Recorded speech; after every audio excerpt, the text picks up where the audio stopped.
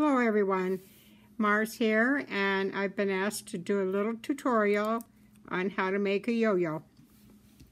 So the first thing I do is get some cotton, and I picked out a vintage piece of cotton that has little roses on it, but it doesn't really matter just as long as it's cotton, because you don't want this to stretch.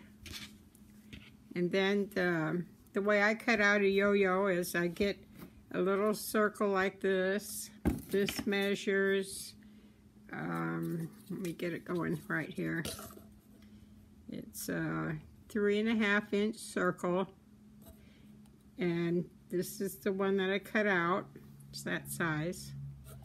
And then you wind up with this size on a 3.5 inch circle, which is 1.5 inch, a little less than 1.5. So this is a small yo-yo. You can make them any size you want. This you want to cut double than what you want with your yo-yo. So if you want a 3-inch yo-yo, cut this at 6 inches. And then I start out with my fabric and I fold it 4 times. I'm not going to cut this out, I'm just showing you. That's 3 and then 4. And then I put this on, mark it on the wrong side of the fabric. And what I do is put 2 pins here while I cut so the fabric all stays together. Cut out your circles and you'll have 4 cut out at a time. Don't cut these out one at a time. It'll take you until forever. So I've got one done already. And get your needle and thread, and I use this kind of like a real thin cording needle. I've showed this before. You can get this at Hobby Lobby, and I think this is made out of nylon, but it's very nice to sew with. And you want to get your yo-yo, and what you need to do is fold down just a little bit. You're going to make a hem, so a tiny little hem. And I slip my knot underneath that hem so it don't show on the first stitch. And you're going to do a running stitch all the way around. So I'll do that. These are real easy to make.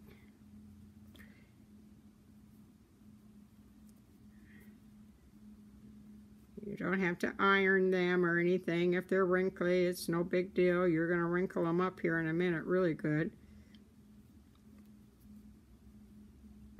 So go all the way around your circle, and you're just putting a little tiny little hem in it. Yep. Pull it through, and I lost my thread. Yep, let me try that again.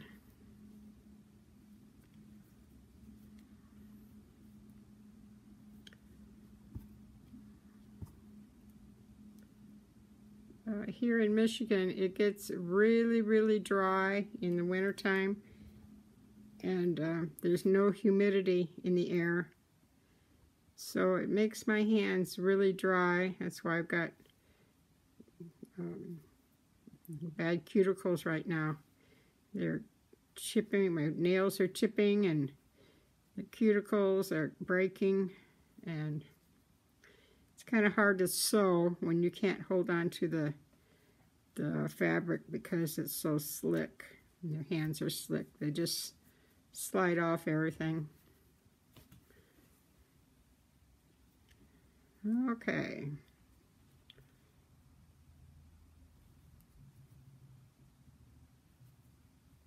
So your raw edge is turning under to the wrong edge of the fabric. You don't have to be exact, just get it folded over and go around your circle. And if you'd watched my video on the yo-yo quilt yesterday, or today whenever I posted it, I went back and counted the yo-yos that I'd made, and it was over 2,500 yo-yos.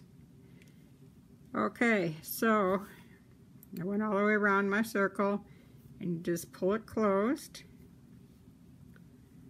Nothing real fancy. Pull it tight. That's why I like this thread. And then you want to adjust it a little bit.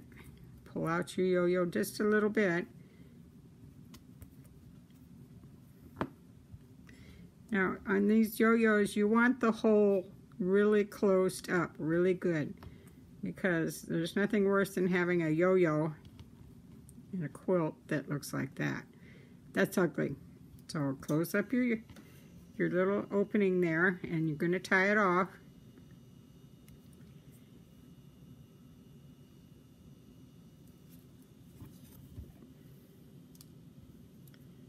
And I do this twice. I don't want that to open.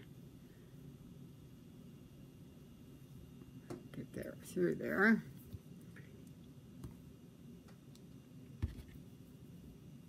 I don't mind when my thread slips through. I can get it fairly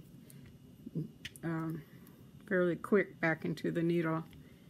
And then the next thing I do, I don't cut it here. I open up the yo-yo a little bit, and then I go through the center, just like this. Just go through the center. Instead of cutting it at the top, you're going to cut it at the back. Just like that. And then just cut it off. Okay, and that's your 2 little yo-yos. Now make 2,500 of these. Pull up a chair now to connect these. And I connect these a little different. I don't want to see a knot. So what I do is I go through one yo-yo, through the center, and come out the side. And that hides your knot. If I can get it in there, I've got it pretty tight. So you want to go through the side. See how I did that? I went through the center and through the side. Don't catch any fabric on top. Let me check to make sure. Oh, there's no fabric. And then to connect the other yo-yo, you put the 2 together, just like that. And you take a couple stitches on the side. Tiny little stitches, because you don't want them to show too much. And when you're doing this by a machine, you can chain stitch them. I do 2 at a time, and then connect the 2 to those 2, and so on and so forth. So I usually do 2 and 2 and 2 and 2 and get them all connected. And one more little stitch. Should only do 2 stitches on the back sides of these, not too much. Okay, and then you can take a tiny little stitch right here at the back side to hide your thread. Just one layer, don't go through it all. And come back up in the center, just like that. Take a tiny little stitch, come up in the center, and that hides your thread. So just cut it off, and it'll slip back down in there so you don't see it. So that's how you connect your yo-yos. That's how I connect them. So that's it. That's how you make a yo-yo. And there's so many things you can do with yo-yos, like flowers, quilts, wall hangings, anything you want to do. So I tuck that in a little bit there. Okay. There you go, Alice. That's how you make a yo-yo. So simple. Grab up a chair, get comfortable, and make yourself a nice little yo-yo quilt. Thank you all for coming in, and if you have any more requests, just let me know. Leave a comment, and I'll do my best to do it for you. Thank you all for stopping in. Talk to y'all later. Bye-bye.